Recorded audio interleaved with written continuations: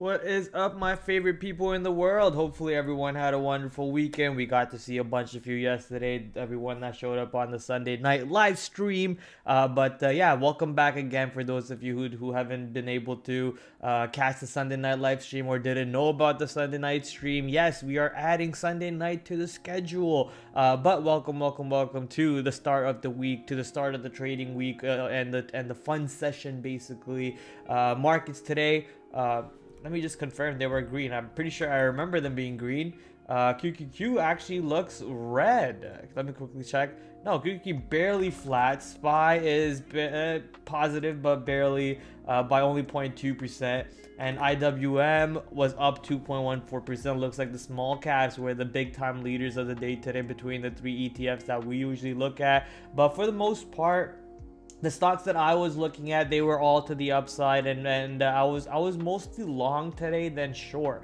So yeah, obviously that's how the market went. If you were taking part in it, you probably were able to make a bunch of opportunities to the upside or to the downside, depending on what stocks you were trading, I guess, or at what time of the day you were involved in. Hopefully, all of you were able to make that sweet cheddar cheese, baby, sweet cheddar cheese. What is on store for today?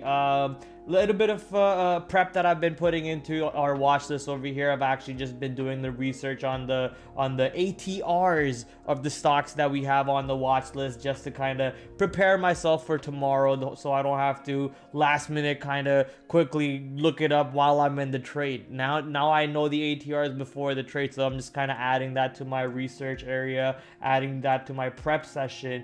But before that, I was just getting the watch list ready, getting some of the ATRs noted down on the watch list for us. And I think the watch list that I have is a pretty good one, starting with stocks like American Airlines, Logitech, which was supposed to report, but they haven't yet. I guess they will report in their country, in their time zone, and then we will get the ADR move of the stock whenever they report that. So waiting on Logitech to report. Verizon, 3M, GE, RTX, Lockheed Martin, a bunch of these stocks reporting earnings tomorrow pre-market. So we'll do some research as to what times their conferences calls are, and maybe sometimes some of those stocks we can kind of stay away from during those time periods, so we don't get randomly burned by a conference call move or whatever. And then also have stocks like DWAC on the board today. My god, DWAC is just on an absolute tear to the north side. Also got my little baby GitLab on the watch list, because GitLab is making a little bit of a move over there to the north side, so we'll talk about that. So a good little watch list to talk about, so why don't we get started, and then afterwards, after taking a look at our watch list, getting ready for tomorrow, I have two short videos. I think one was 18 minutes long and the other one's only 4 minutes long. So we'll take a look at these two new videos from S&B Capital, see if there's any way to learn from that, add to our PNL. Before we go to the watch list though, I just remembered that our good friend Dieter just messaged me, or should I say DM me, slid in my DMs asking about what I think about this position. FIS looks good for a swing trade. I mean, I'm guessing you're drawing some sort of a trend line, and if that trend line's breaking, it's double bottoming, showing you buying power. It is getting above I'm guessing this is the 5E, the daily moving average. No, that looks like to be some yellow line, but some daily moving average that you have over here, on maybe it's a 1-day moving average that you have. Not sure what timeline is this moving average. Either way, it's reclaiming that moving average. Looks like you have an earnings anchored VWAP over there too, and it's clearly holding above the earnings anchored VWAP. What is the stock? Fidelity National Information Services, so FIS. Looks like a decent spot, but you know, if you are going long here, where's your risk? My risk is still all the way down over here near the double bottom, because look what it first did. It bottomed out, shook out the stops, and then started making that V-shaped recovery. Technically, you should have been long let me open up this image in a new tab. That way it allows me to edit it before it won't let me edit it at all. It's so annoying how it does that. But yeah, see how it shook out the stops. Usually when there's a big move in a position in a trade, this is the type of reaction that you see, the shaking of stops and the V-shaped recovery, which is perfect. But yeah, your entry should have technically been down over here, which makes your risk reward way better. According to this, you know, your stop is still over here, but if you're risking about $20 or whatever that risk is based on your entry, even if you're taking a break out of this consolidation, you know, that would require you to have your stop down over here. And you're looking for that type of return back in this position. Now, I don't really know the financials of the stock, nor do I'll be honest, care to look for it, right? I'm a day trader. I'm not a swing trader. I'm not a investor, and nor can I give advice to people as to how to you know, invest or how to put trades on for themselves. I can only talk about how I would take this trade. And if I was to kind of ignore that the stock is on the daily time frame and kind of look at it on the 1 minute time frame, if I was kind of looking for a long, my long would have been somewhere down over here with the stop down over here. And if I'm looking for the breakout or the reclaim or whatever it is, and it's doing so at the moment, my stop would still be here, and then I'm looking for that 2R exit. So if I'm risking $20, I'm looking for $40 or more as a profit target. And if that stock's not giving me, then I kind of don't want to be in it based on what the stock has been doing in 2020.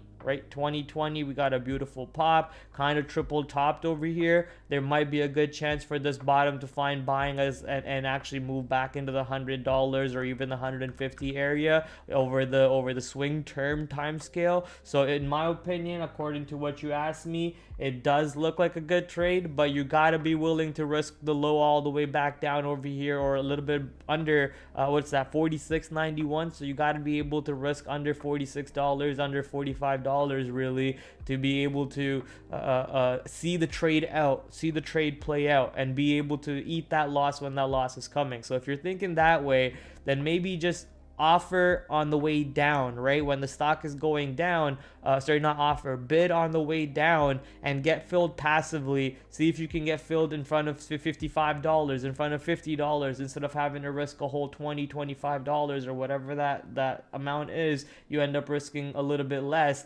and the trade is still the same trade, instead of looking for that breakout. Or when it does break out, maybe it's a false breakout. How do you make sure that you don't get caught up in the false breakout? Let the breakout take place, but when the pullback comes in, on the pullback, once you start seeing some buying coming in and some curling action above this area, then you can kind of take the same trade. Instead of taking the breakout, you're basically taking the trade on the pullback and hold of the same area. It may be on the time scale a little bit later, but on the reward scale, now it's a little bit better, because instead of having to risk all the way down over here, you're risking that new low or that new high it creates in this area when it breaks out and pulls back. So a little bit of an idea over there, something that I'm trying to implement myself in my day trades, right? Be patient, wait for the pullbacks, right? And I made a couple mistakes today on my trading, and let's talk about that right off the bat. Let's address my mistakes.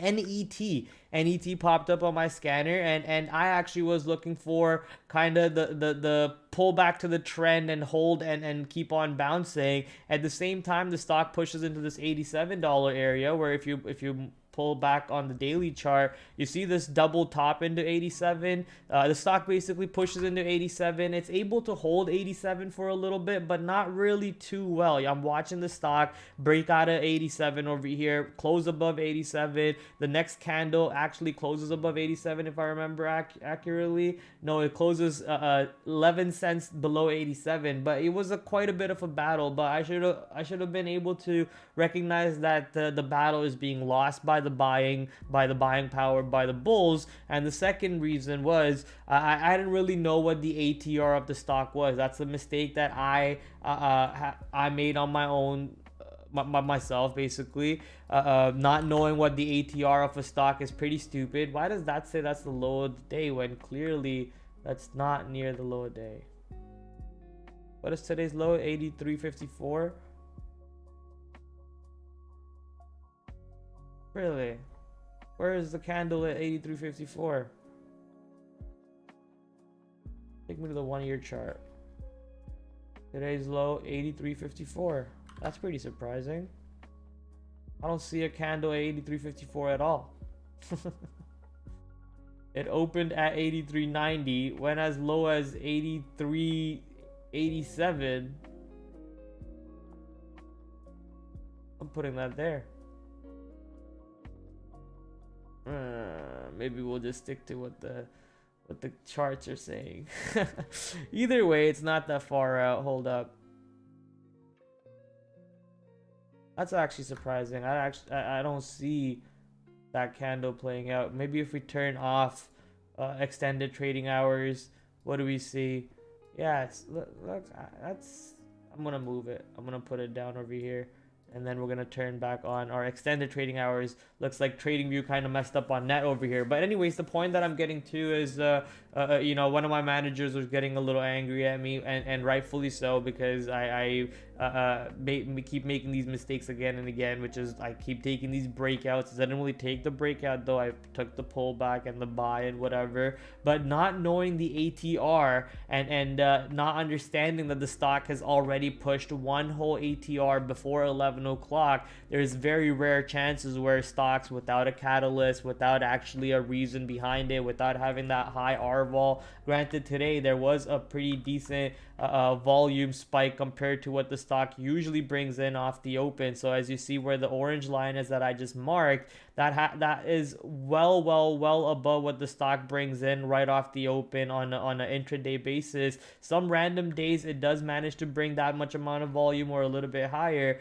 but you see how on an average base that much amount of volume does not come in. So the stock goes onto my scanner gets alerted. I pull up the stock, I look at it, I look at the trend line, and then I go, maybe there's a long over here. But a couple things I failed to realize: one, a clear obvious Bella scalp trade. Two, the tape read was wrong. I was basically being selective with my tape read. I could have clearly seen the rejection of 87, but I was kind of hoping that 87 holds, and any little sign of 87 holding, I was like, okay, that's enough for me, that's bullish enough. But no, it was failing to hold 87, and that Bella scalp clearly breaking up the trend, pushing much to the downside, pulling back and not making a new high, giving opportunity for you to get into the short side, and the stock does pull all the way back into the opening lows to the stock over here. And not knowing the ATR, which was basically off the open till the high a day, ATR over here was what, $3.33,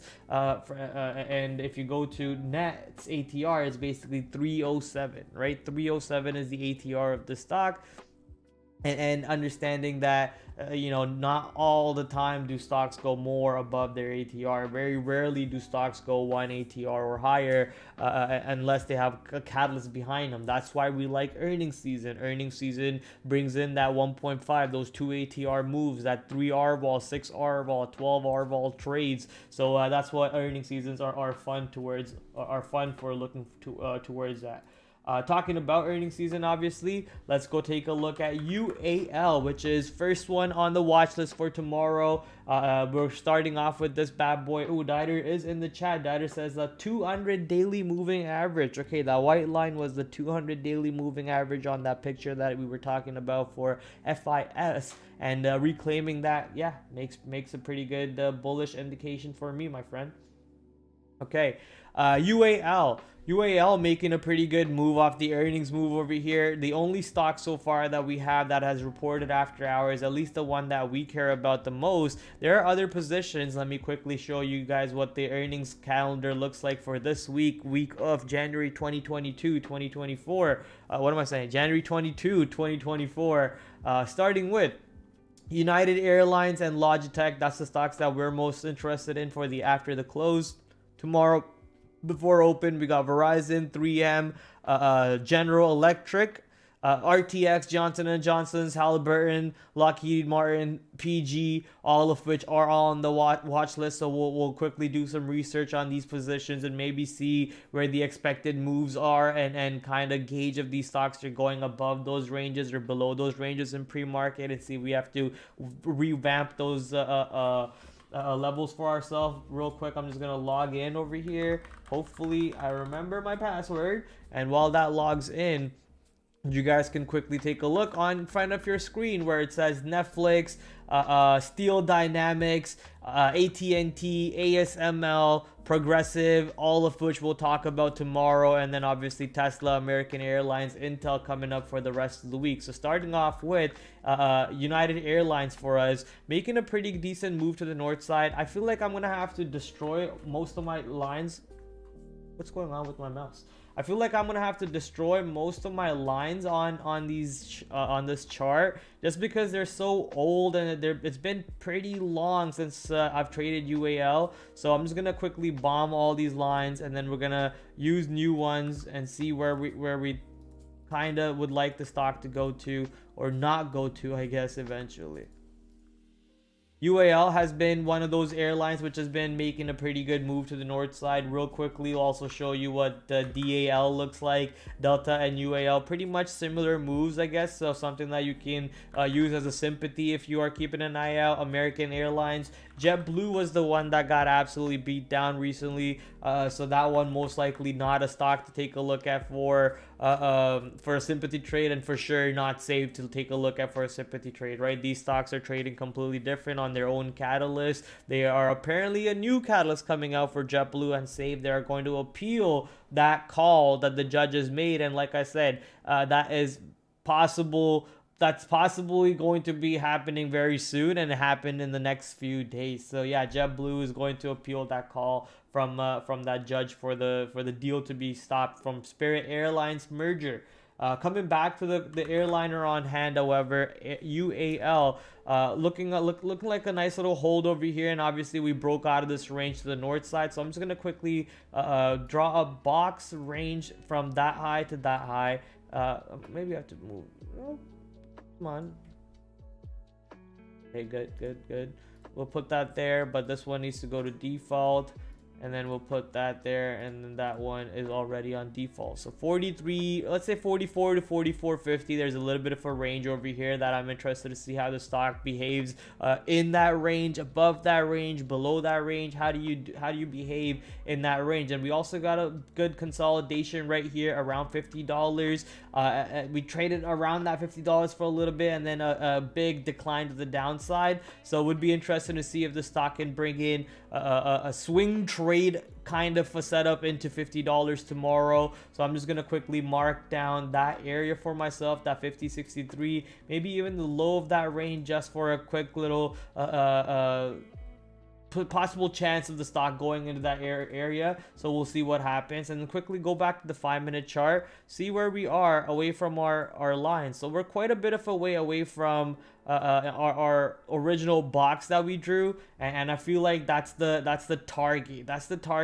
Possible moves into this area. I don't think a bigger move than this area for the day trade is possible. I mean, the ATR for the stock is $1.46. So right now in the after hours, where are we in the after hours again? I keep having to go back because I keep forgetting. It's around $41.50 to $41. So let's zoom back out. $41.50 to $41.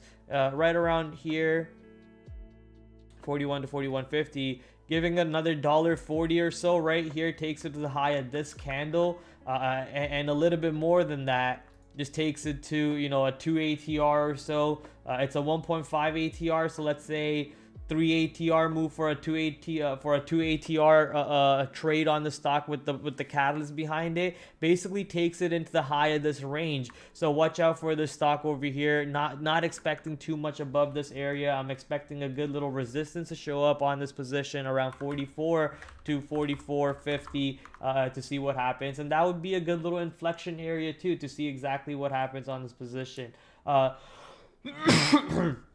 As for the support, the after hour move actually got a little bit of a selling, and then buying again, and then selling again right into this double top area, 41.50.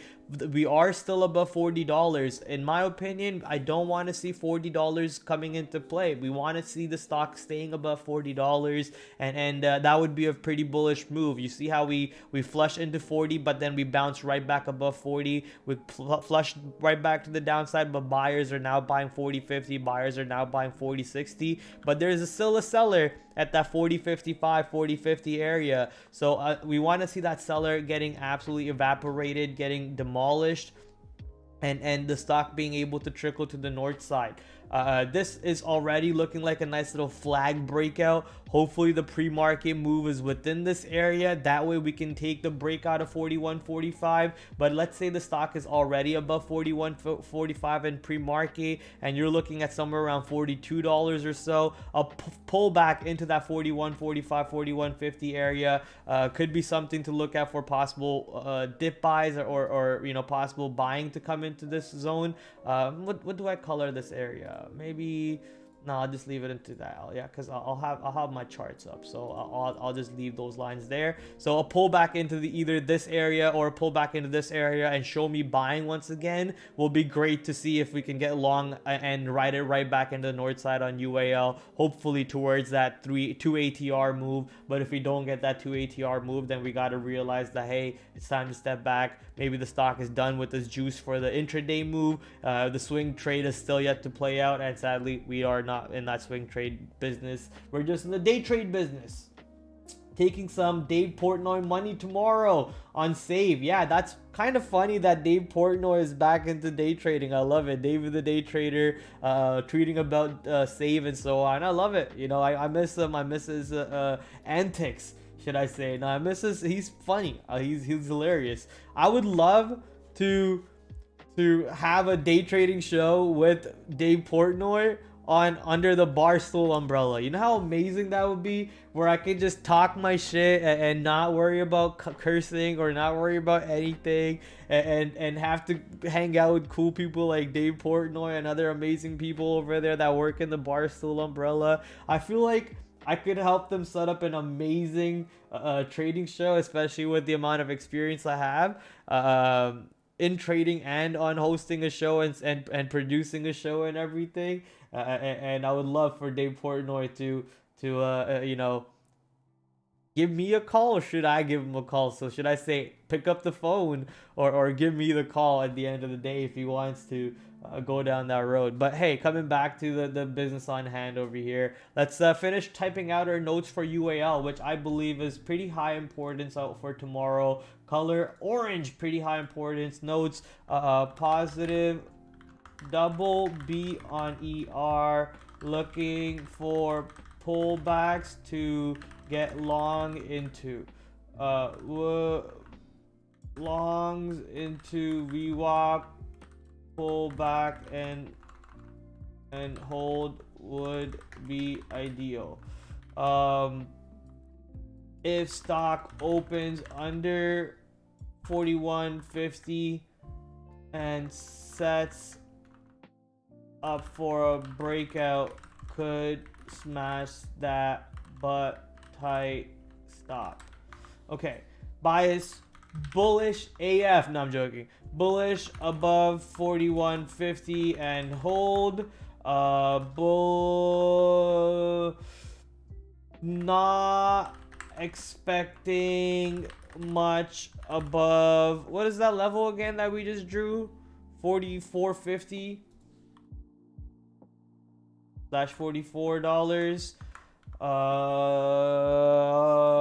Bullish on pull back into 40 and hold. If stock is under 40, then I kind of don't even want to look for the longs, but I guess you could wait for this 39.50, which is yesterday's high, or today's high, should I say, come back into play. At that point, honestly, is it even long? Is it even bullish? What was the earnings move for? Who's buying up 41.50s and who's buying up $40? How are they going to react if the stock goes back below 40? So understanding all those ideas over there, I kind of don't even want to see the stock under 40. So that's my main inflection point. $40, don't want to see the stock under 40. So pullback, bullish on a pullback and a hold above 40, but under 40, I kind of just want to stay away from the stock.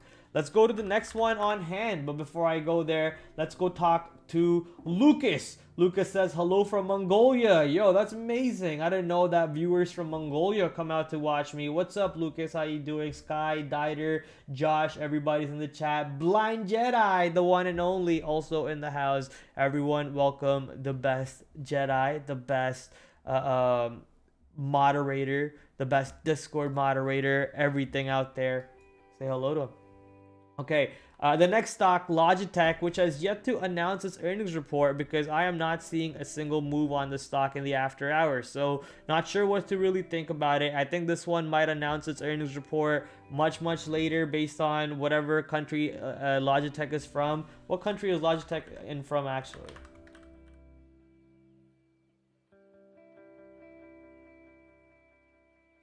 So Switzerland, that's pretty surprising. I have a bunch of Logitech parts and I didn't even know that they were Swiss made, but it's pretty cool. I like their wireless peripherals. They're pretty well made, especially for gaming and so on. Logitech owns Astro Gaming. I don't know that. They own Jaybirds? Okay. They own Streamlabs now?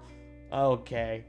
Okay, Logitech is just printing money at this point. But Blue microphones too? I didn't know that. Oh, damn. I don't know what Ultimate Ears is, but I pretty much know everything else besides Ultimate Ears. Ultimate Ears, an American in-ear monitor, speaker and earphone manufacturer based in Irvine and Newark, California, United States. Ooh, that sounds cool. What do their headphones look like? Wireless Bluetooth speakers in here, over here. Oh, that sucks. Where's the in-ear ones? Oh well. Either way, they own a bunch of companies clearly. Logitech near its 52-week high. We just pulled back to see if it was like at its all-time high. Not really, quite a bit of away from its all-time high. But I just want to show you what other companies such as Logitech. It's not really a good comparative because Dell is like computer screens. They own Alienware. They make desktops and so on. So it's not a really good comparison over here for Logitech. But it's the only one that I can think of at the moment. What maybe not HyperX. There was another company that you could compare Logitech to. It's not coming to my head right now. But yeah, Dell over here near its all-time high, which was on our watch list not too long ago. So Dell is maybe something to compare it to. So Logitech probably on its ascent right back up there, waiting to see how its earnings report can help it out. You can see how the last few earnings reports have been positive, and the stock has been just making a beautiful charge right back up to the north side. So would not expect anything different on Logitech. Look for that breakout of this range too. If this range can break out and then find some support above 100, the 100 area could be something, some sort of important area. Today's high 96.66. Look at that, 666. Very beautiful number over there that I always see during my day trading for some reason. Not sure why, but yeah, look at that high over there, 96.50, basically 96.66. Above that, probably looking at the $100 area. The stock's ATR is $1.54, so not really expecting much above 100 unless the stock breaks out, gaps up, and already breaks out 100 and then pulls back and finds support into $100. Then possibly you could get long into that area. But right now, this is one of those stocks that belongs in the next basket of stocks that we're going to talk about, where we can't really prep too much for them. All we can do is do a little bit of a research, such as what times are their conference calls and so on, and move on for them and wait for them to announce their earnings reports tomorrow, which is pre-market. So Logitech is in that basket. We just have to wait for it. But this area, this 96.50, the 100 area, kind of important things that we're putting in on our watch list. Going into the next stock over here and the next few basket of stocks, all of which will be announcing earnings pre-market, starting with Verizon. Verizon, is it the 52-week high? Not the 52-week high, but has been on a beautiful recovery ever since we made that not an all-time low, but a new 52-week low, which was a new yearly multi-year low, right? After making that new multi-year low on some sort of a negative catalyst, I forget what that negative catalyst was, I'll be honest with you. Verizon and AT&T both crashed to the downside off that catalyst. I think it was something about like lead something. Anyways, they made a beautiful recovery ever since. Now we're looking to see what happens on the next earnings report over here. Would be nice to see subscriber growth coming in. Would be nice to see daily active users. Actually, Verizon probably does not report all that, but subscriber growth basically showing you that people are picking Verizon more than AT&T or more than any other mobile service or internet service out there, which will give them the benefit of the doubt to keep on rising up top over here. So let's see if Verizon can join that party. So far though, we need to right now we need to go do the quick research on this position as to what time is their earnings report, and we'll do that for the next few stocks really quickly. Calendar for this one, earnings call 8:30 a.m. Let's put that into our notes. Conference call 8:30 a.m. Good, because oh, you know what, let's try doing that at 8:30. No, not today, tomorrow. Is it gonna remind me today? Or is it gonna remind me tomorrow? Oh no, it's actually tagging. Could I say /remind me?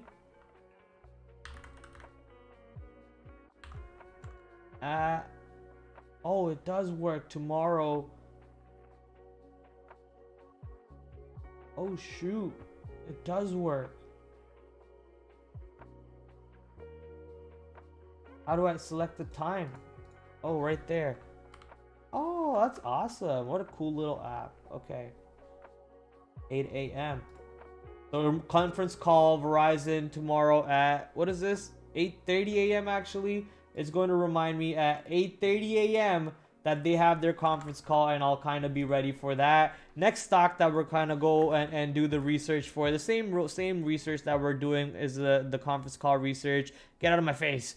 This stock has a conference call at 9 a.m. A little bit annoying with that one because they can go for a little bit longer than 9:30. Usually it's about an hour or so. Let's say this one can go till all the way till 10 o'clock. So you want to be careful for this one's conference call, which comes out at 9 a.m. The next one is GE, General Electric. Let's go check out what time their conference call comes out. Calendar, their conference call is at 7:30 a.m. Awesome. That's exactly what we want to see. Because they're most likely going to be done before the earnings, before the market even opens, so we don't have to worry about them annoying us at all. RTX, let's go check out when theirs are, but we're probably going to get blocked.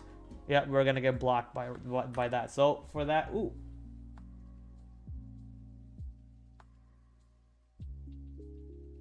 Okay. I hit the wrong button on the wrong screen. It almost screwed up my whole watch list. That was a little scary. But let's go back over here. Market Insider. Nope, not Market Insider. We're going to Market Scanner. Go to the next stock, which is RTX. RTX, what time is your conference call? 8:30 a.m. Boohoo, whatever. Usually you should be done by 9:30, so hopefully that's how it works out for these guys. LMT, the partner in crime for RTX, basically the same company at the end of the day. They do the same things. They work on defense and aerospace and so on. These guys, 7:29 a.m. is their earnings release instead of 7:30, but their conference call is at 11 a.m. Now you see, this is something that could actually make or break your trade tomorrow if you weren't sure that they announced their conference call at 11 a.m. and then you start trading it before or around that time, and the random move comes in and starts burning you. So you got to be careful. Doing this research should help not only you but me too, and that's why it's part of my routine. Next stock is J&J. Their conference call is at 8:30. Usually should end by 9:30, so we'll kind of be okay with that one in my opinion, but be careful at the end of the day still. HAL, Halliburton is the next one, and we are getting blocked by that. So refresh the page, Market Scanner, HAL, a little bit of a boomer stock but I'm known to be trading boomer stocks, right? So let's pull up HAL over here. 9 a.m. conference call. Damn it. So be a little careful with these guys because they could go into 10 o'clock, 10:30 or so with their conference call. Next one, PG. No, not PCG. PG, Procter and Gamble. Thank you, Procter and Gamble. I hate when they keep making these blocks trying to get you to sign up to stuff. I don't want to sign up, dude. PG, Procter and Gamble, calendar, earnings call 8:30 a.m. Not bad, not bad. PG 8:30 a.m. and that's it. Those were all the stocks that we needed to do the research on. Those were the stocks that are announcing stock earnings pre-market. So let's quickly go through them on the charts. Verizon, we just talked about it. Pretty good range. Possible moves up to the north side. Let's this one will probably take a little bit long. So but let's see if it works in time. MMM earnings. Yeah, see this website. A little finicky, but I like it when it works. There we go. Earnings. Let's go check out the earnings expected move. 4.16 expected move over here on the stock. I'm gonna maybe put that into my notes. Oh, ooh, ooh, ooh, ooh.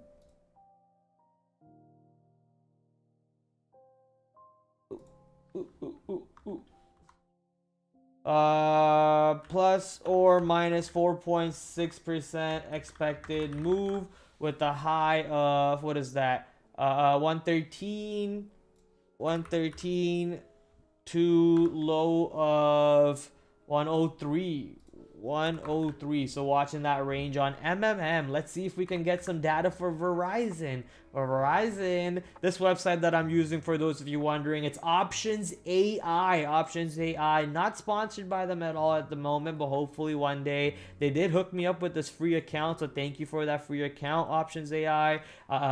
These expected moves are basically calculated through some sort of an AI calculation. I haven't really talked to them exactly how it works, but I've been kind of using this website for quite a bit of a time now, and I've seen it work pretty well. So that's why we're going to take some quick little mental notes over here of the highs and the lows that they're expecting, and kind of keep an eye out for to see if these stocks open up around these ranges, open below those ranges, and maybe give us even some possible trade opportunities right around these lows of these areas, highs of these areas, right off the open to get involved in. So just making some mental notes, putting it into my notes just to be ready for them tomorrow, and then revamp our notes once the stocks do announce pre-market earnings, because that's what we're waiting for, the actual numbers to come out and the actual move to come out. Sometimes when the earnings is way above the expected estimates, you'll get a bigger than expected move, like SMCI just upgrading their earnings, not even reporting their earnings, upgrading their earnings, gave them a big unexpected move recently. So something like that to watch out for. GE plus or minus 5%. Sheesh. GE planning to move tomorrow, ladies and gentlemen. So watch out for that one. EXP move.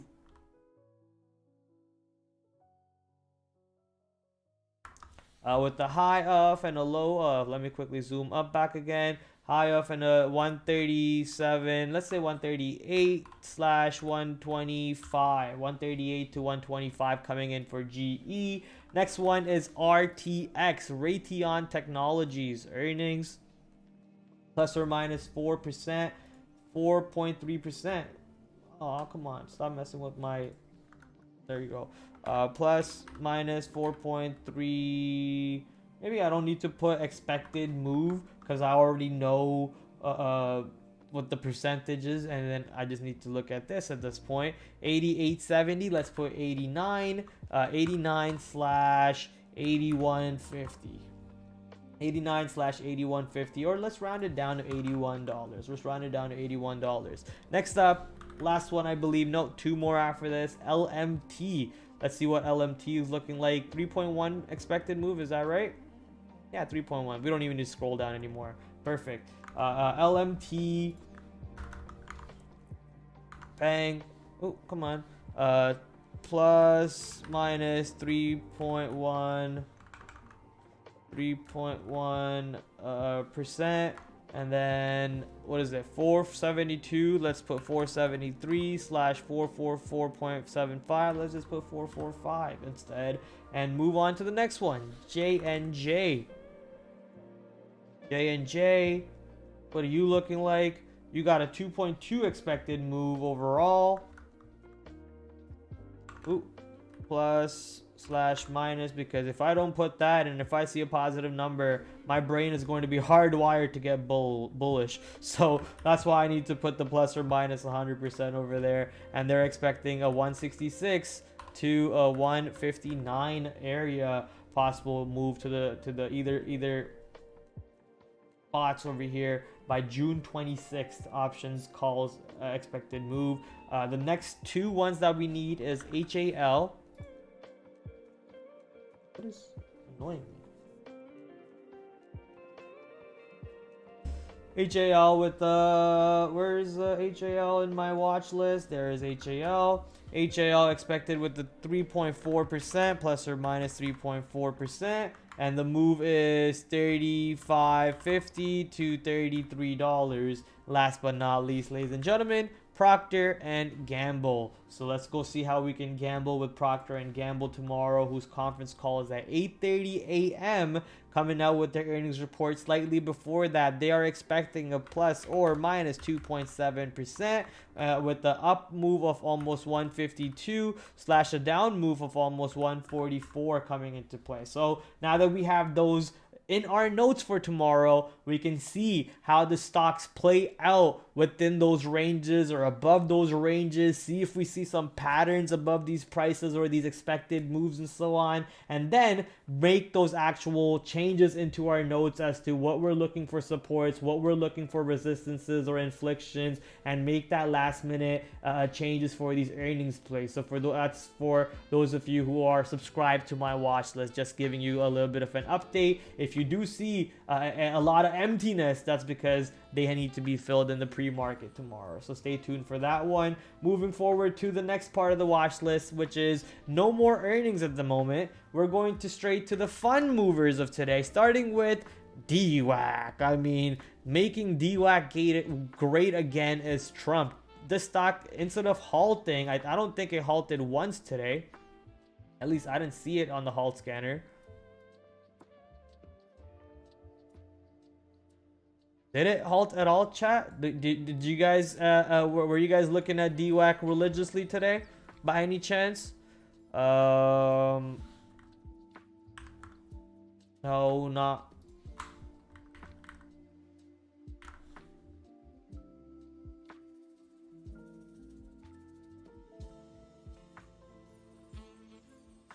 Oh, what is that? DWAC U? I thought it was just DWAC W and then DWAC. So apparently there's a DWAC U, and that one was halting all day. I guess very, very light volume on that stock most likely. But yeah, I don't see DWAC at all on today's time frame. This is the whole day basically, and I don't see DWAC at all. Only thing I see is DWAC U. So I don't think DWAC halted today, and for it to make an 88% move without halting is pretty insane, because the last time we saw the stock making that type of a move, it halted all the way up to the north side. I guess obviously the float back then was a lot tighter than what it is now. Let's go check what the DWAC's float is at the moment. I'm not sure if it has gone up or not. I can't remember what the float was last time compared to now, but obviously it's now not as small of a float compared to what it was. It's still a small float, I think, because it's only a 28 mil. What float is small float? Under.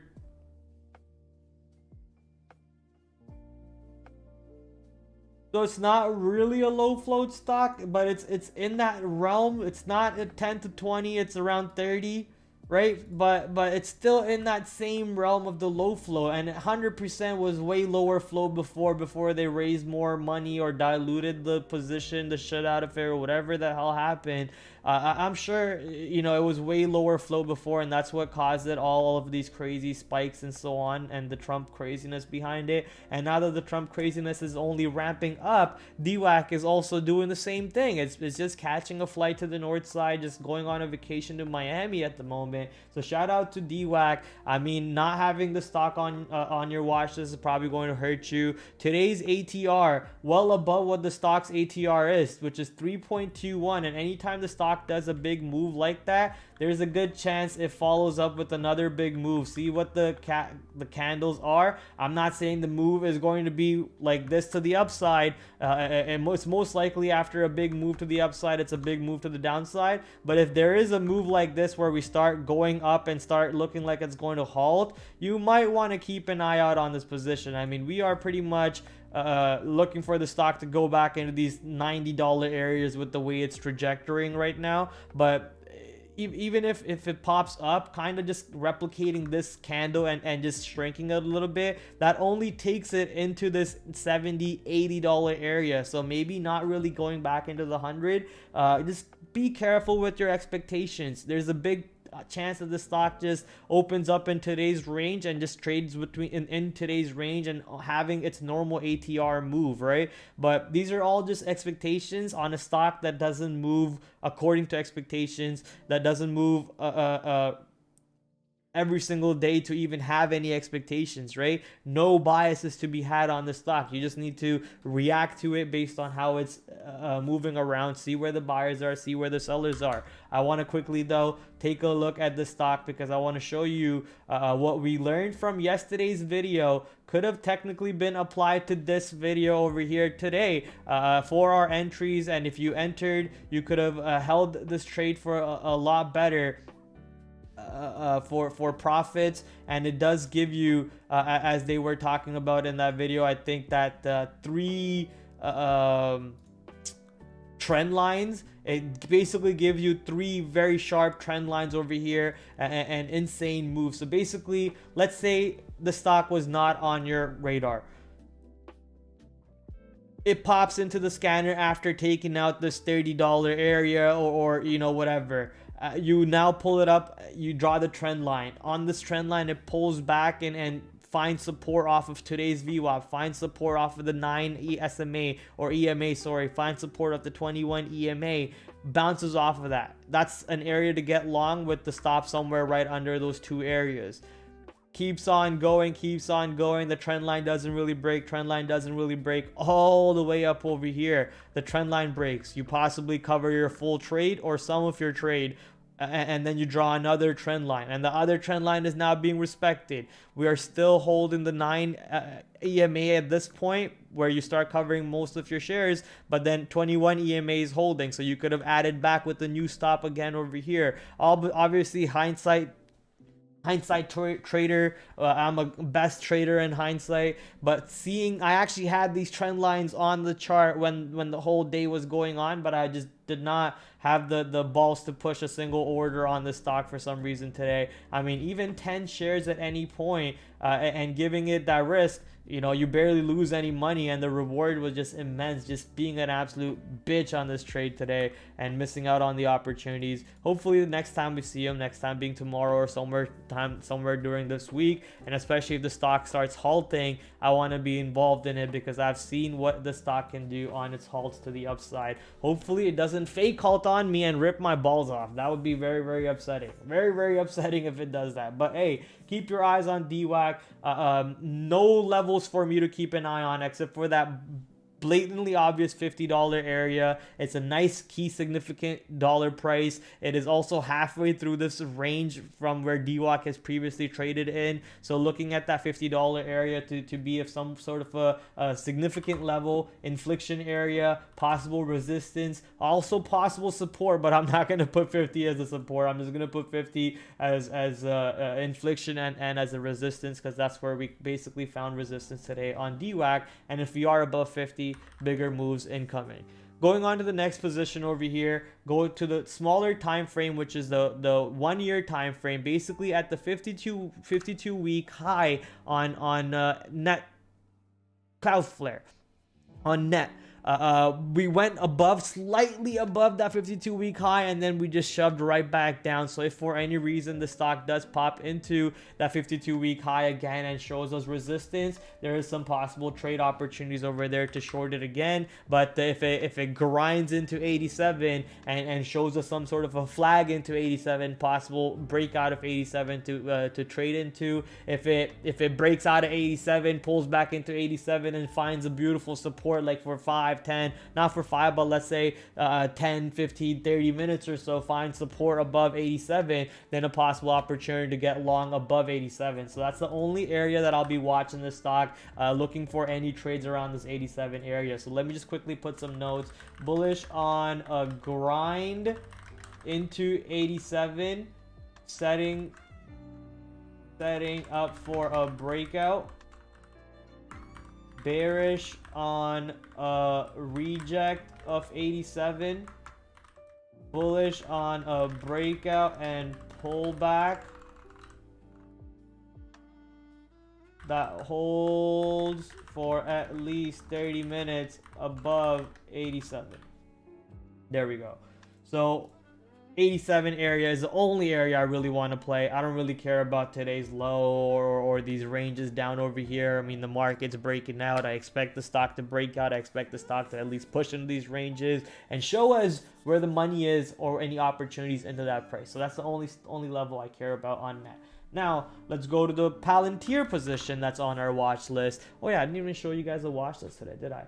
Right here, as you guys can see, nice little watch list with the important stock UAL. I'll put the importance for the pre-market earnings stocks when they come out with their reports, see which one's important to us, which one's not. And then obviously net is going on the blue color scheme because it's not something that's moving off of an actual catalyst. It's just a stock near a significant level that I'm interested in, so that's the only reason to keep an eye out for. Palantir, not sure what Palantir moved today off of, but Palantir made a pretty good breakout of this range and brought in a good amount of volume behind it. Palantir almost 85 million shares today, so pretty surprising to see what that move is. I didn't really do any research, I'll be honest. I didn't go out of my way to look to see why Palantir made this move, but just because Palantir made this move, and I think I had if I remember correctly, I had a short on Palantir on the fail of 18 or something like that. I can't remember, but Palantir today was clearly on the watch list on the scanners, so pretty excited to see how the stock shows up. We know how important that $18 area is. We know how even more important that $20 area is. That stock has struggled into trading into 20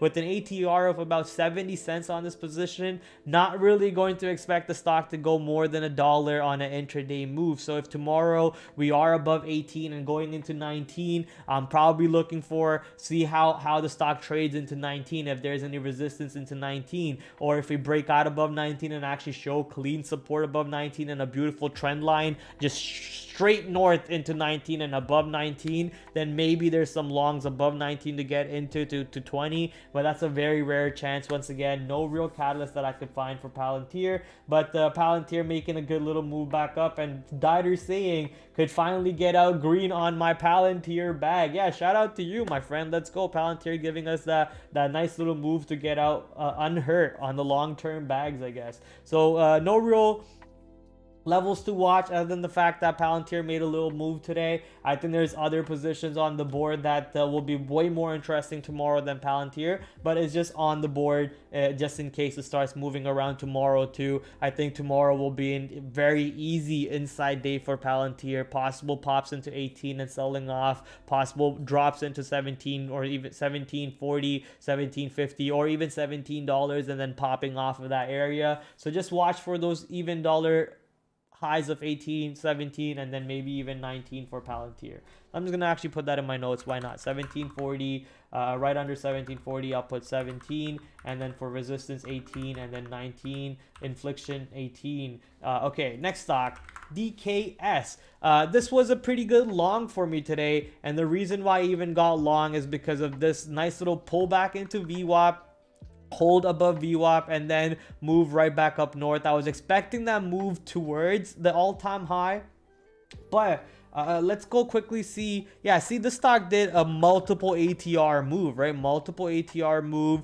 The ATR of the stock is about $3.74. We did $5.78 on the stock today with barely any volume off the open. For some reason, it was very strong. It showed up on my watch list on the 52-week high scanner. So clearly, it was taken out above this 148. It was going above 150. Had a beautiful ascent above 150. I waited for the stock to pull back. Held VWAP cleanly. I got long with the stop right under VWAP and a nice little move into high day. At which point, I kind of got shaken out. I believe I got shaken out right at these little candles over here, where it drops down, where I get impatient and I try to protect my money instead of looking for that move into the all-time high, which the stock eventually goes into. If you want to see the all-time high real quick, there you go, bang. And maybe I should just really quickly take off some of these lines. There are just way too many lines here. So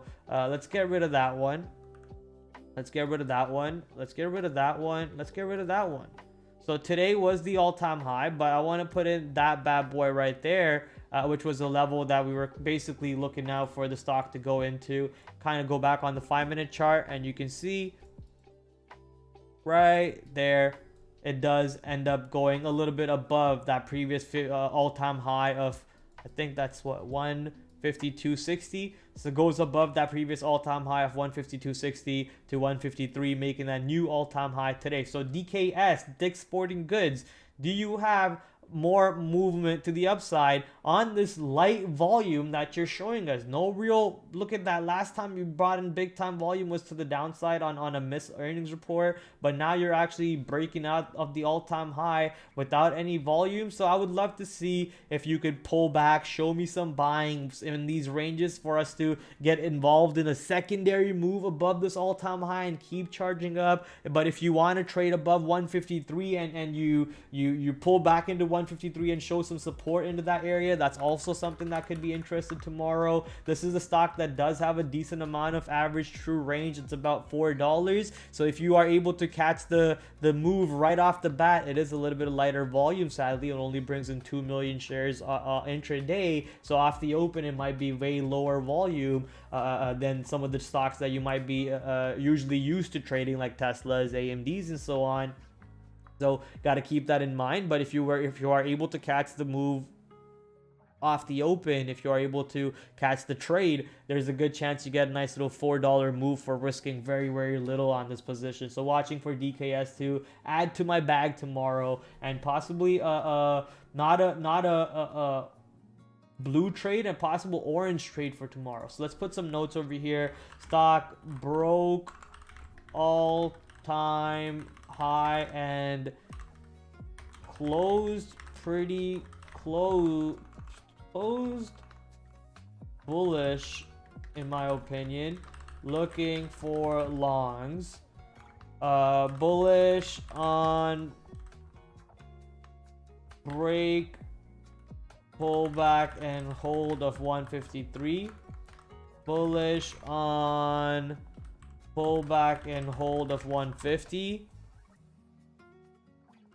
Yeah, pretty much those two levels. If you can pull back into 150 and show me support into 150, this previous area was 150, 159. I don't think that level really matters anymore, but we're still going to leave that line out there for us. So DKS will be interested to see how that stock trades up.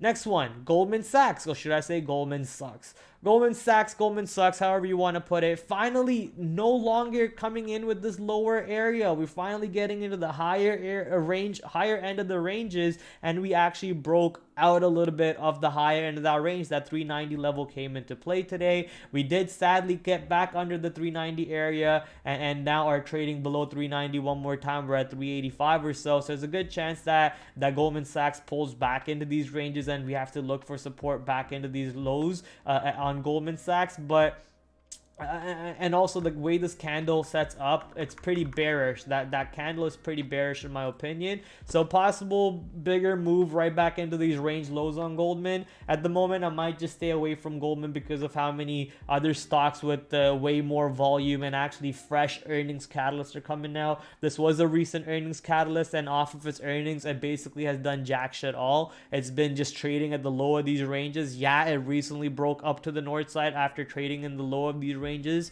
after reporting earnings, but that just could be the market beta. That just could be the SPY going to the all-time high and breaking out the all-time high. So this doesn't look like any real substance behind it. This doesn't look like a individual catalyst move. The stock just had a catalyst type of move behind it. So Goldman Sachs, just going to leave it on my watch just in case these levels come into play, but not really a trade for me on tomorrow. So going on to the next one, AMD. You know how we always love watching these stocks intraday. AMD, something that oh, maybe was this the one right there? Something that the Dieter pointed out. AMD was on a beautiful descent to the downside, and if you took the Bella scalp, a beautiful move back into VWAP, and usually that is the target for VWAP, and you could have used some of the strategies from yesterday to help you hold this trade better, right? All the way back in, you know, higher low, higher low, higher highs, first red bar, holding up the 21 SMA and the 9 SMA, giving you a nice little move back into VWAP, a little bit of a flush over here where you possibly end up closing your whole trade after we push into VWAP. So multiple ways to hold that trade if you were looking for the Bella scalp and the opportunities for the profit to the north side. But AMD's today move sadly was to the red side. It was down 3.5%. Nvidia was positive. TSM, if I remember correctly, was positive. No, TSM was down. Oh yeah, I remember I had the short on TSM. I fumbled the bag. Originally I had the long off of TSM, but TSM was really struggling around yesterday's close, which was 114.20.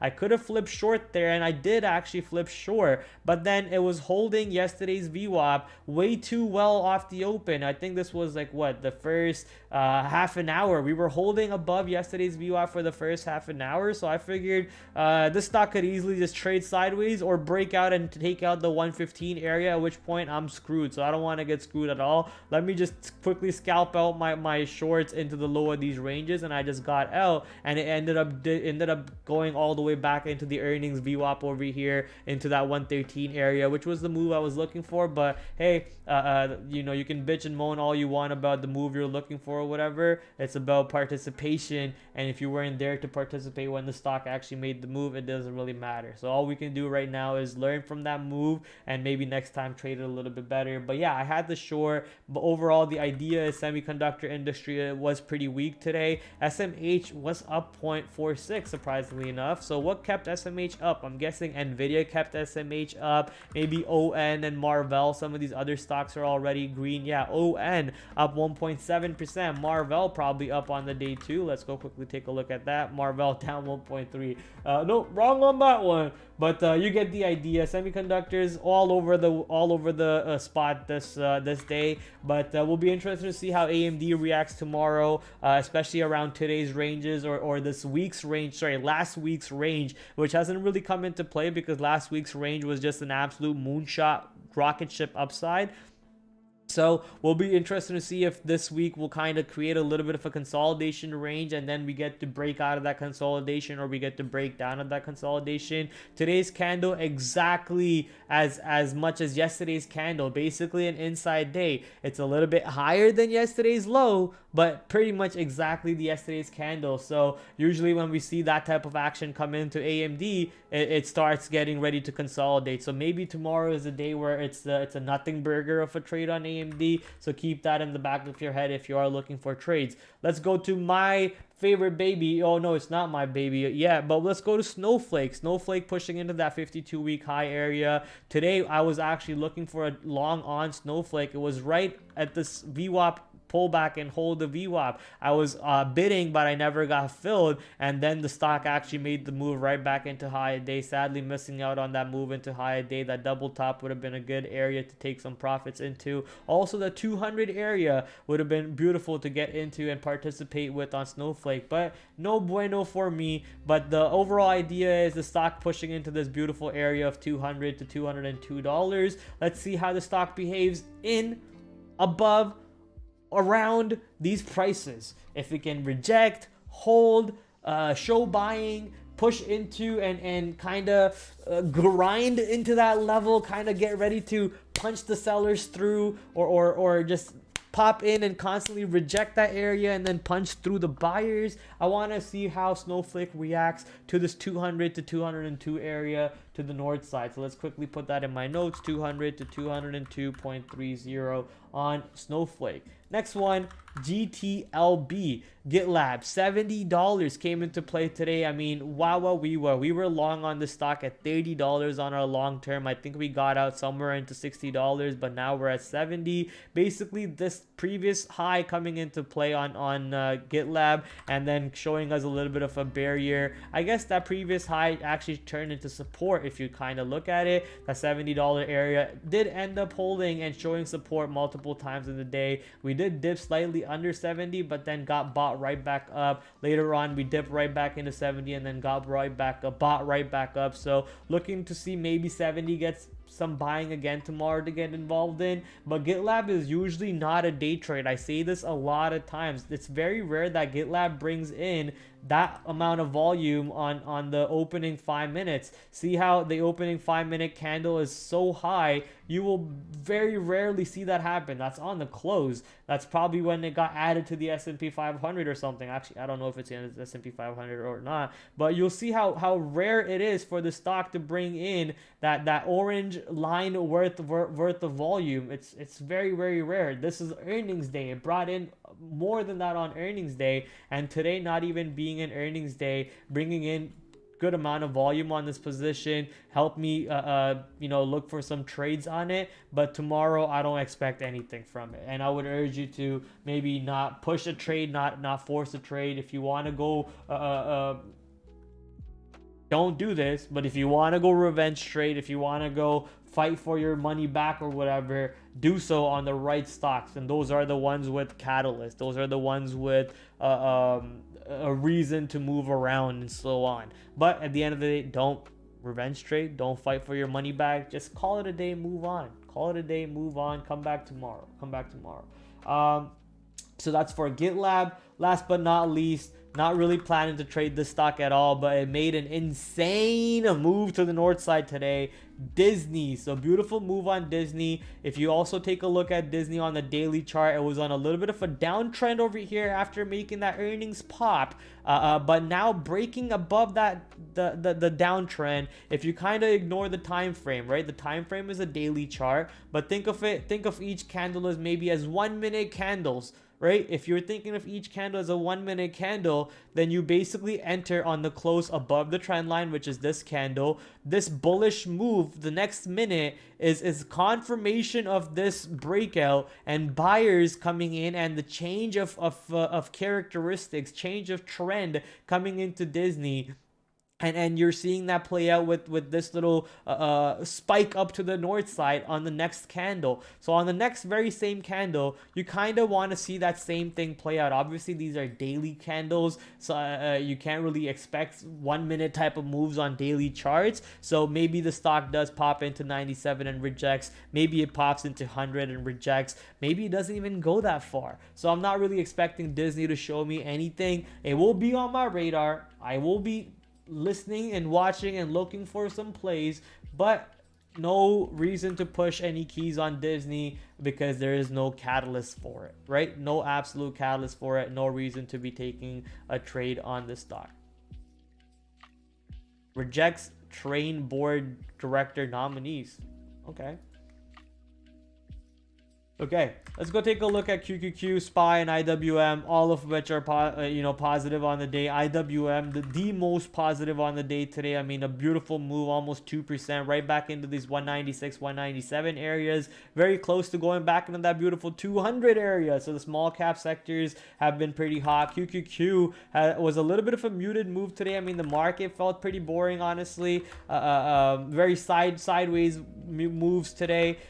Traded under the whole day, under today's VWAP, but overall still stayed positive, still traded positive, still stayed positive on both these markets. So looks like no one's really selling. No one wants to take profits. Why would you take profits when the markets are just now breaking all-time highs, right? It would probably seem stupid to do so. Let a curl kind of get established, and then you could take exits on that curl. Maybe on something like that curl, some profits were taken, and those who took profits felt like they were idiots, and they took it right back in, and now they're looking for the bigger move to the north side. You could even draw some sort of a trend line over here if you wanted. Overall, the idea is no longs are closing their position, and the shorts who are in, they are getting squoze, stopped out, they're getting burnt out. So looking for maybe a bigger squeeze to the north side. Nothing really on the economic calendar that stands out for tomorrow that we need to really keep an eye out for. Maybe that 2-year auction over there that comes out at 1 o'clock possibly moves the market a little bit. It says a 2-star volatility expectation, but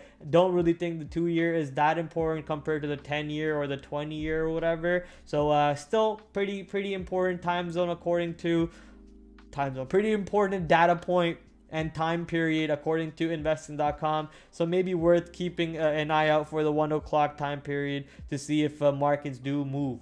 And that ends up being our watch list for tomorrow, ladies and gentlemen.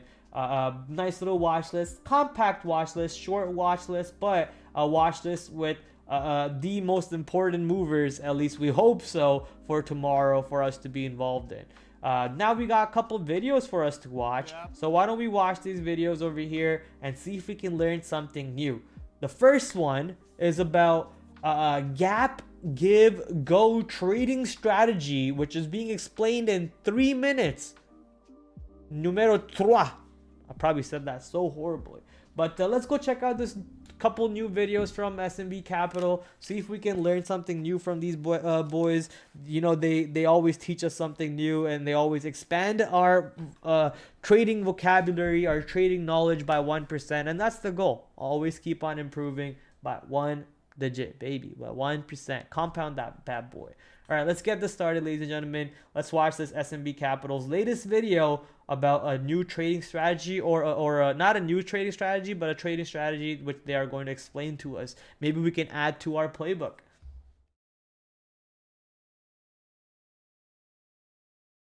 Gap, give, go. 5 to 10 minutes from the open. From open. Okay, the price action. If this is the open, let's assume this is the open right there. The price action should be, you can have a wick up, but the best ones will have a move lower, right? And we'll just draw line charts just to see, okay? So what's happening in that first move lower? Sustained selling pressure, right? Then what do we expect from the gap give and go? Some level of support, right? Some level of interest that we think should be there, and we're seeing that level of interest matters because the buyers are stepping in, correct? Okay, so I'll draw bars to make it easier, okay? So this is a bar. This is a bar. These aren't very good. I got to get better at this. This is a bar, right? Okay, so let's assume it's 3 bars down, right? Then what do we expect? We expect to see some sort of balancing price action. So maybe this one has a little doji, or has a couple wicks. Maybe we get a little one up here with a wick down, and then maybe a little one down here with a wick down. But what's happening for the most part at that point? The price action's relatively controlled, right? You could easily draw an area of support and an area of resistance. What's happening from the supply and demand dynamics that are occurring? We're seeing very clear demand and very identifiable supply. This creates the trade for us. Our bet in the gap give and go is that the demand is going to sustain and the supply is going to diminish. Think about that one more time.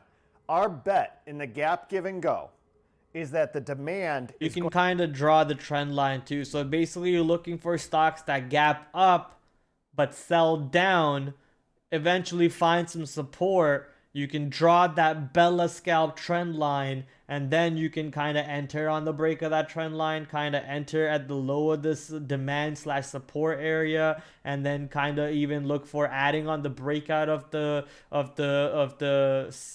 short area, I get, or the resistance area, sorry, or supply area. And then the supply look for to add on the high, the pre-market high maybe, and then look for that beautiful ATR move. Is going to diminish. So gap, give, and go trading. So it gaps up, it gives, and then it goes. Right? That would and then we can maybe look for some examples right now off of stocks that moved today. What announced earnings today pre-market? Bank of Hawaii did. What's their ticker? BOH?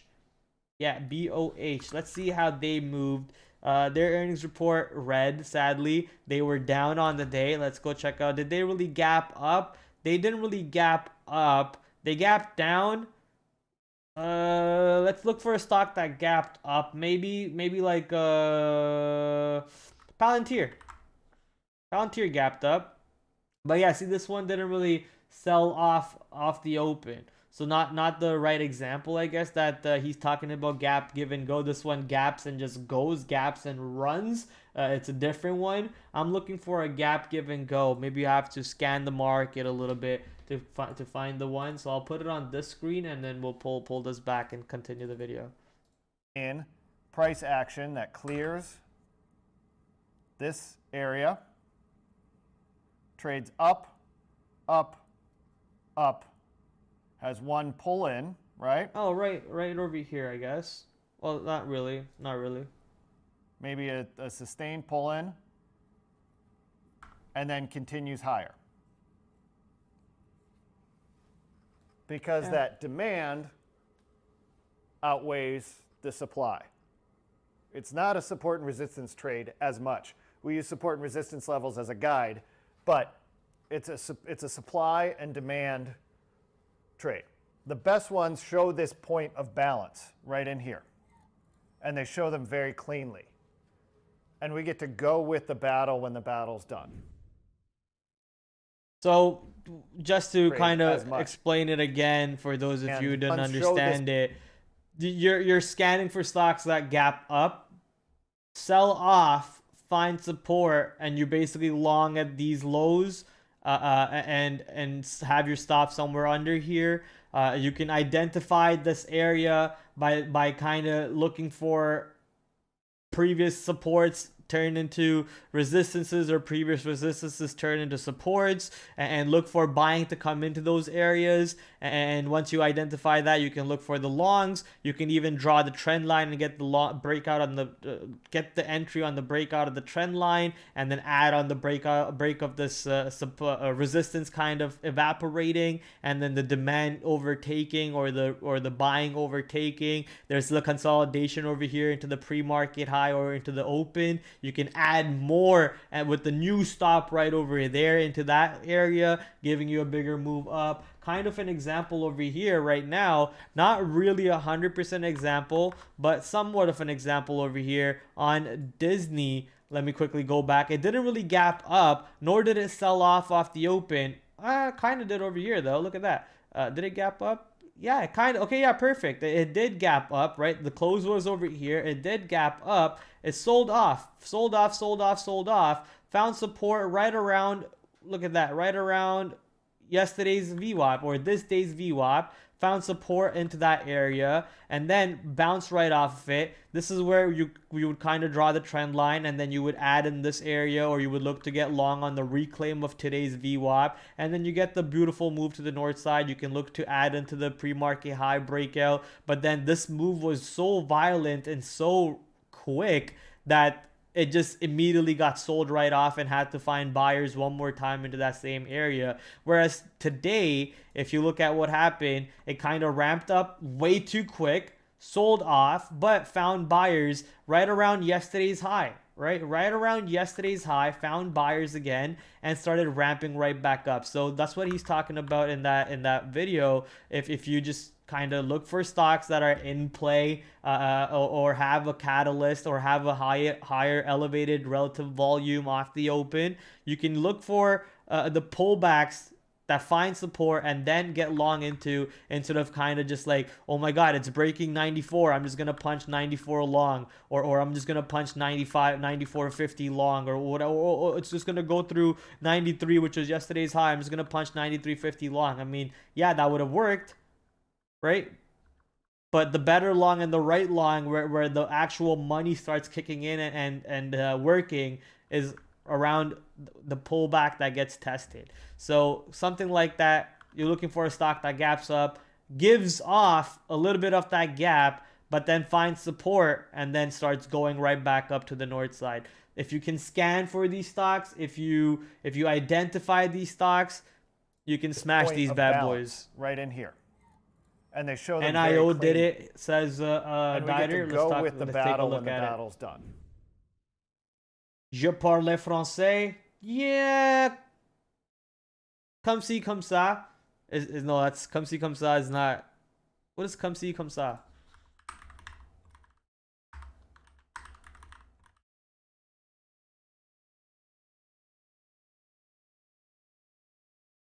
Yeah, okay, that was right. Yeah, come see, come saw. Neither good, neither bad. Oh shit, I remember this stuff. No, yeah. So that right there is the gap, give, and go strategy. Pretty simple. Pretty simple. You're looking for stocks that gapped up. You're looking for stocks that have gapped up with the catalyst. For you to keep an eye on. You're looking for stocks that gapped up that have relative volume. You're looking for them to pull back if they gapped up, and if they gapped down, you're looking for them to pull up, right? You're looking for them to pull back if they gapped up. If they gapped down, you're looking for them to pull up. And then after pulling up on the gap down or pulling back on the gap up, you're looking for the consolidation, holding, and then either side giving up for you to join the party one more time. So basic idea over there. I think actually this is a great idea for... Oh, no, it's not. It's not. Yeah, no, it's not. No. NIO, you're saying, did it? Let's take a look at NIO. NIO gapped down, pushed up, but then didn't really do too much. Now, you see, it's very situational. You have to find the right stocks, and if you are able to find them, obviously it's a party to be in. For example, over here. Nah, it wasn't this day. It gapped down and it broke down. But anyways, you have to just scan them. You have to find them.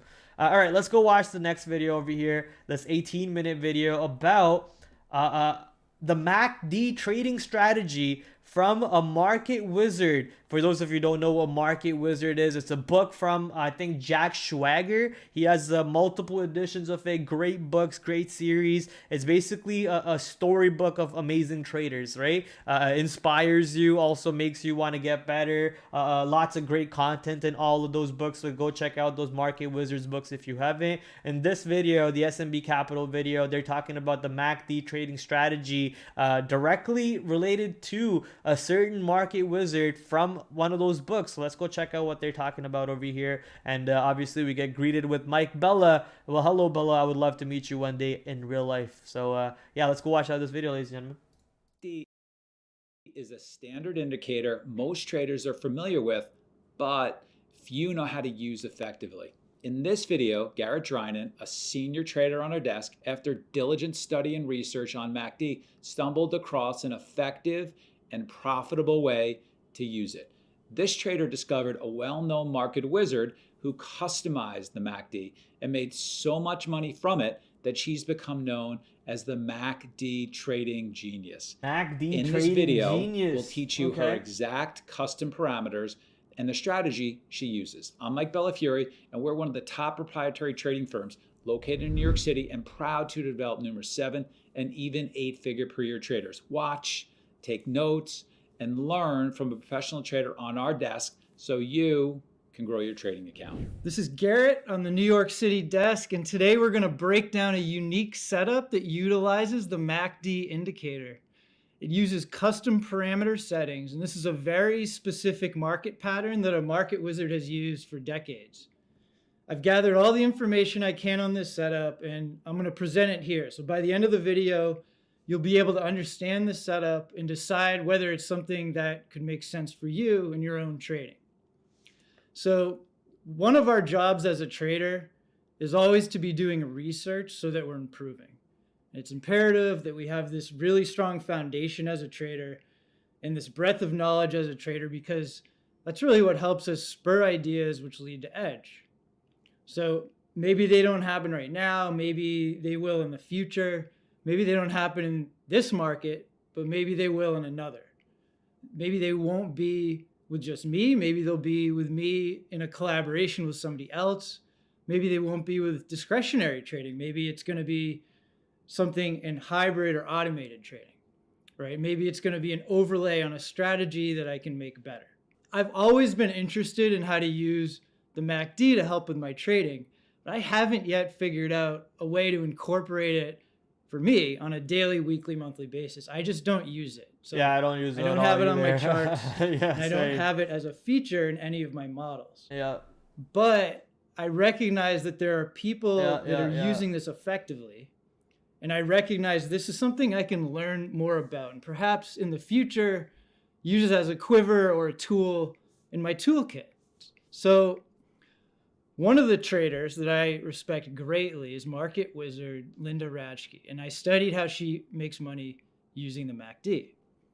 I love how Linda has been able to adapt every single market evolution she's encountered through multiple decades. So from trading options and futures in the pit to moving upstairs, doing it from a computer, using algorithms, systematic trading rules. She's really done it all and done it all really well. And she's also a great educator and storyteller, always willing to share experiences. So her interview in Market Wizard's book is great. I've attended some of her webinars, which are great. Her book, Trading Sardines, is fantastic.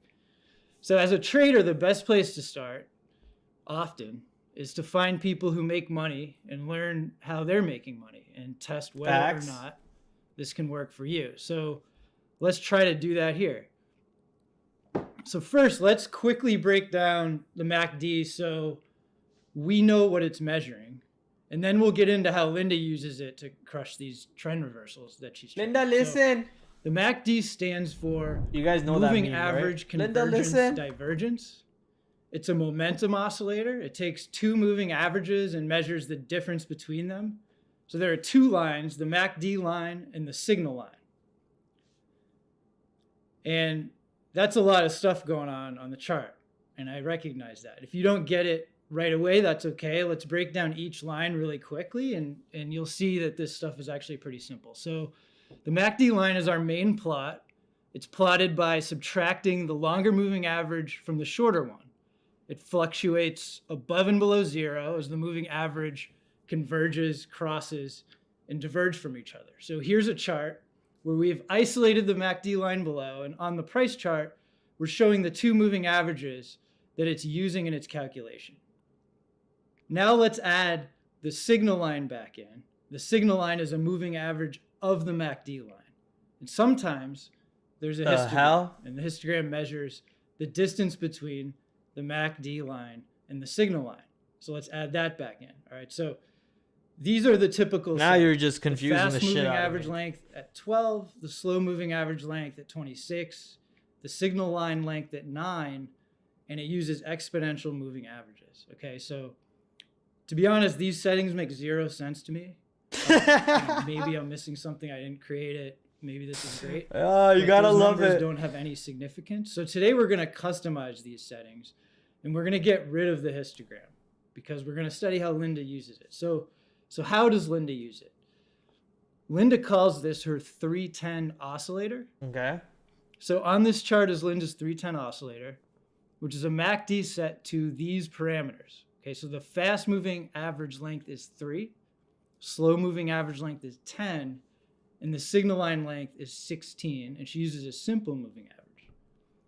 She does not use the histogram, so we're not going to use that. So in this chart, the MACD line is the purple line and the signal line is the green line, right? So this looks way different. Very, very different than the custom settings on a MACD. And I know that as a process, Linda rigorously tests her tools, so I wouldn't be surprised if she's tested these settings as well. So she uses this indicator signal for a setup called the anti. Okay, and this is because the reason it's called this is because the anti signal happens when, after a new momentum high or low, the MACD line reverts and goes against. Are you understanding any of this? Right, so that's what's happening in the indicator when this is setting up.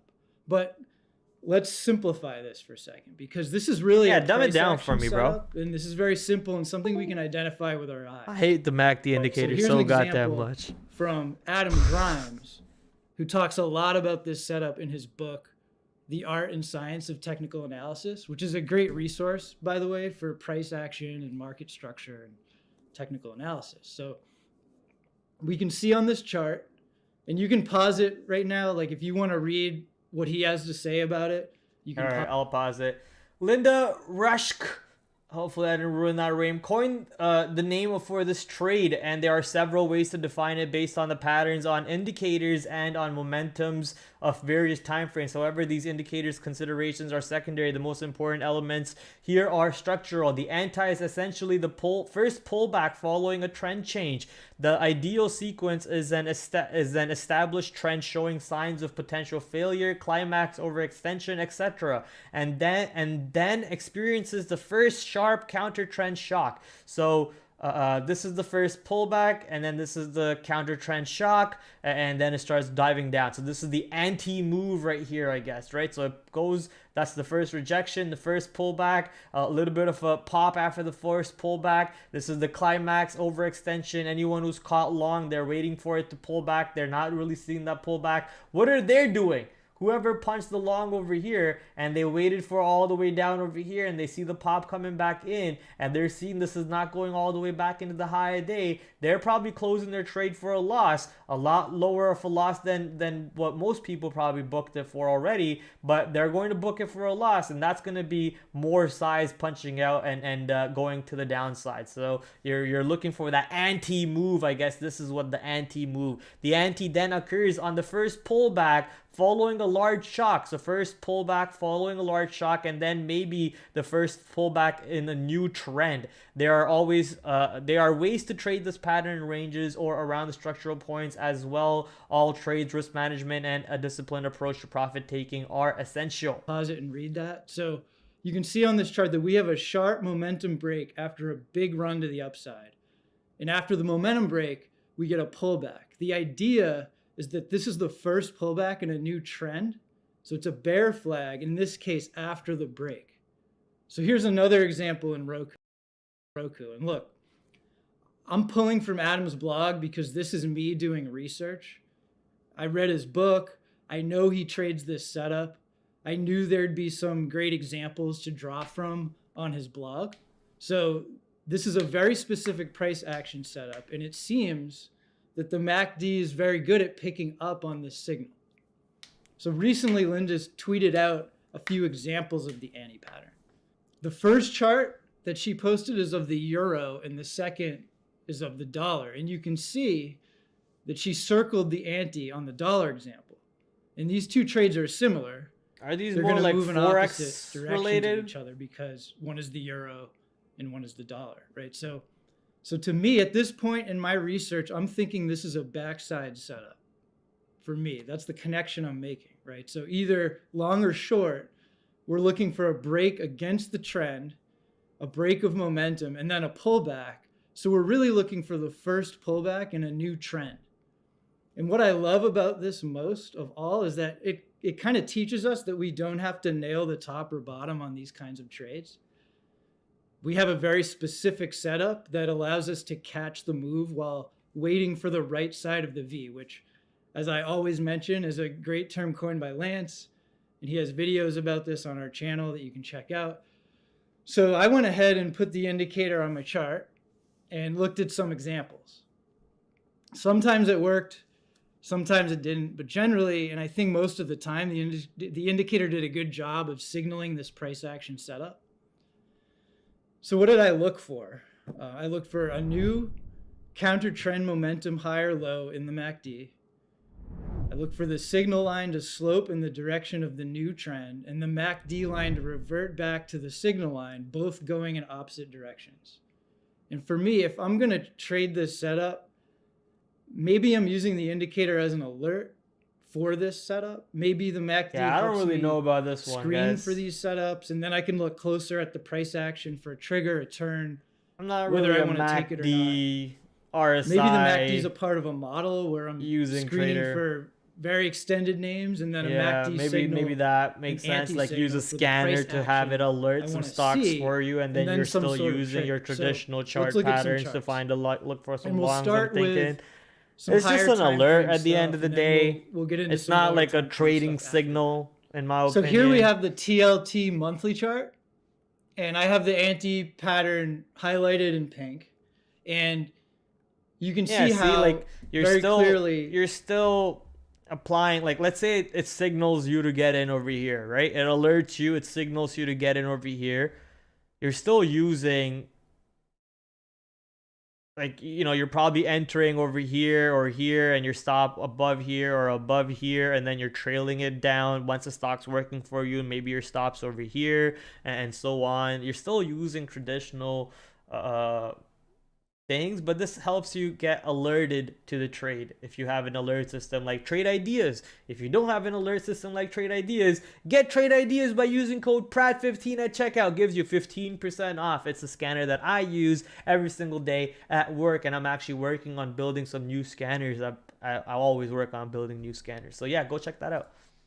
The MACD line, after making a new momentum low, and you can see in the price action that we get a break against the trend, the MACD line comes back up, and now the signal line is sloping down, and the MACD comes up and goes against the signal line. So that's the anti-pattern in the indicator. And on the price chart, what we're seeing is a weak pullback, basically a lower high, right? A consolidation where we're going to think about a short trade, a continuation trade. And in this example, it worked. And we'll go to another one.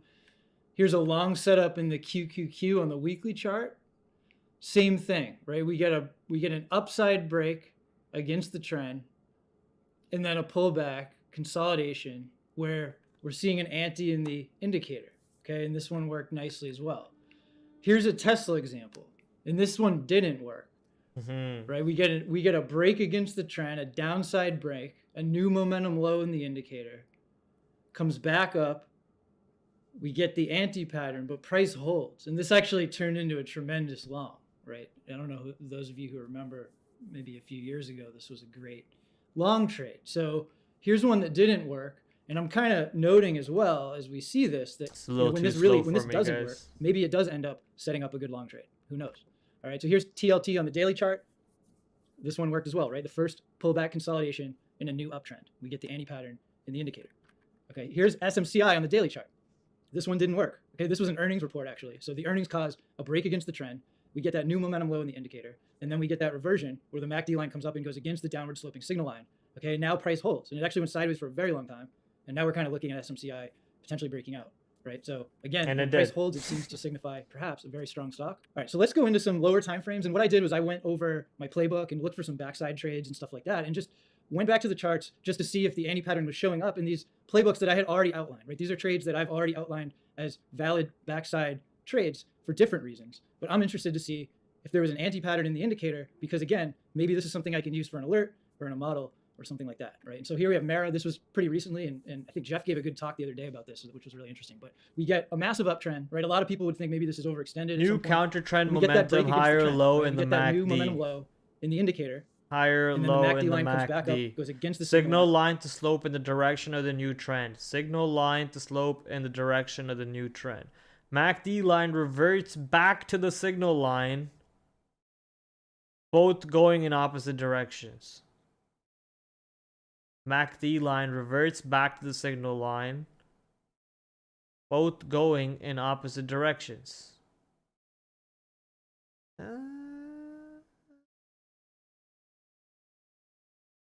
which is now downward sloping, and we get a beautiful consolidation.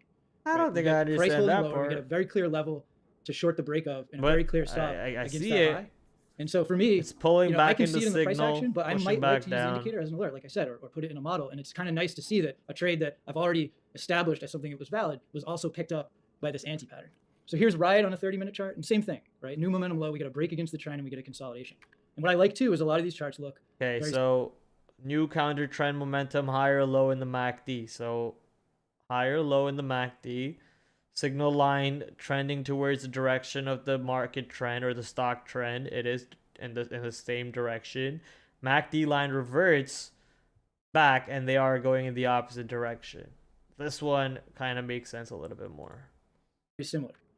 All right, so here's NERV on a 1 minute. So here's the lowest time frame we're going to look at. This is an intraday anti-pattern, which is something I'm very interested in, right? Because I trade a lot of intraday stuff as well. And this one's very clear to me, right? We get a huge parabolic move, right? A new momentum high even.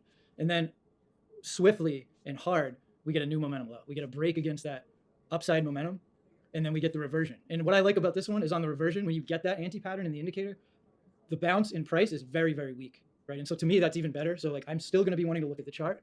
I'm still going to be wanting to put this indicator signal in context. But what I like about this one is how weak that bounce is. So I'm going to keep testing. I'm going to keep playing around with this. If I find something, I'm going to come back to you guys. I'm curious about this setup. If it's something I can incorporate into my own trading. So if you make money using the MACD, leave a comment. Let us know what you're doing. You can follow me on Twitter at Garrett Drynan. I post a lot of code for these indicators that I'm using, among other things. Oh, for those of you interested in those codes, go check it out. Not doing as well as you want. Go check it out. Not doing as But that was the video about MACD, a different way to use MACD, especially according to the person in that book, Market Wizard, Linda, her way of using the MACD. Ladies and gentlemen, that is pretty much all she wrote for today. Our wonderful watch list, which you can subscribe by being a Patreon member. You can also become a YouTube member now. That's right. We have the opportunity to support, or you have the opportunity to support me on YouTube also by becoming a YouTube member. If you feel like doing that, go check that out. Also, please feel free to check out all of my social media, YouTube, that you're watching me on. Hit the like and subscribe button if you think I deserve it. The Twitter, Discord, where we have fun conversations every single day. Instagram, TikTok, where I need to be a lot active, which I'm not, but I need to be more active on there. All that fun stuff. And do go check out my affiliate sponsors who help keep this show alive. Trade Ideas, use code PRAD15. Trader Sync, use code PRAD15. And Benzinga, all of them, go check them out. Amazing tools for trading, especially if you're day trading. Gotta be on point, and these tools will help you stay on point. I am basically done for the day. I'm gonna go probably play with my dog a little bit and then call it for the night. Go get some sleep, go get some nice bedtime. I wish you guys the same thing. Go get some sleep, get some rest, and have an even better market day tomorrow. I will see you guys same time, same place again at 8 o'clock. Until then, ladies and gentlemen, ciao, take care. Thank you for coming by and showing your boy love as always. Peace.